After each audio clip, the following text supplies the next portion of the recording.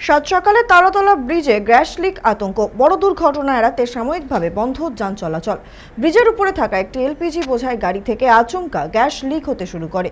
ঘটনার খবর পেয়ে দ্রুত পরিস্থিতি নিয়ন্ত্রণে আনতে সেখানে পৌঁছয় পুলিশ বাহিনী।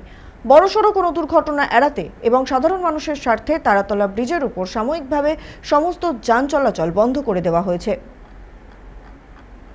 এ বিষয়ে বিস্তারিত কথা বলবো, আমাদের সঙ্গে টেলিফোন লাইনে রয়েছে আমাদের প্রতিনিধি সৌভিক সান্যাল।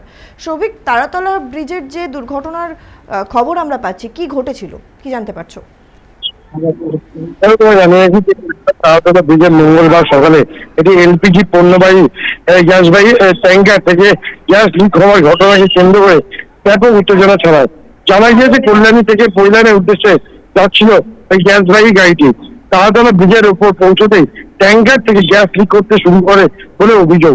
গ্যাস লিকের বিষয়টি নজরে আসতেই স্থানীয় মানুষ ও পথচলতি যানবাহনের চালকদের মধ্যে আতঙ্ক ছড়িয়ে পড়ে।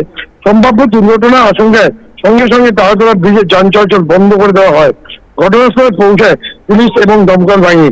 দমকলে একটি ইঞ্জিন দ্রুততার সাথে ঘটনাস্থলে এসে পরিস্থিতি পর্যালোচনা করে এবং প্রয়োজনীয় নিরাপত্তা ব্যবস্থা গ্রহণ করে। দীর্ঘক্ষণ সতর্কতার সঙ্গে পরিস্থিতি মোকাবিলা করার পর গ্যাস লিক নিয়ন্ত্রণে আনা হয়।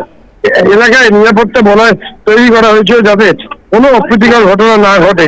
এই ঘটনার জেরে তারাতলা ও সংলগ্ন এলাকায় কিছু সময়ের জন্য তীব্র যানজটের সৃষ্টি হয়, তবে দমকল ও পুলিশের তৎপরতায় পরিস্থিতি দ্রুত স্বাভাবিক হয়। প্রাথমিকভাবে কোনো হতাহতের খবর পাওয়া যায়নি। কি কারণে গ্যাস লিকের ঘটনা তা খতিয়ে দেখা হচ্ছে বলে প্রশাসন সূত্রে খবর পাওয়া যাচ্ছে। ধন্যবাদ সৌভিক সঙ্গে থাকার জন্য। সাত সকালে তারাতলা ব্রিজে গ্যাস লিক আতঙ্ক, বড় দুর্ঘটনা এড়াতে সাময়িকভাবে বন্ধ যান চলাচল। ব্রিজের উপরে থাকা একটি এলপিজি বোঝাই গাড়ি থেকে আচমকাই গ্যাস লিক হতে শুরু করে। ঘটনার খবর পেয়ে দ্রুত পরিস্থিতি নিয়ন্ত্রণে আনতে সেখানে পৌঁছায় পুলিশ বাহিনী।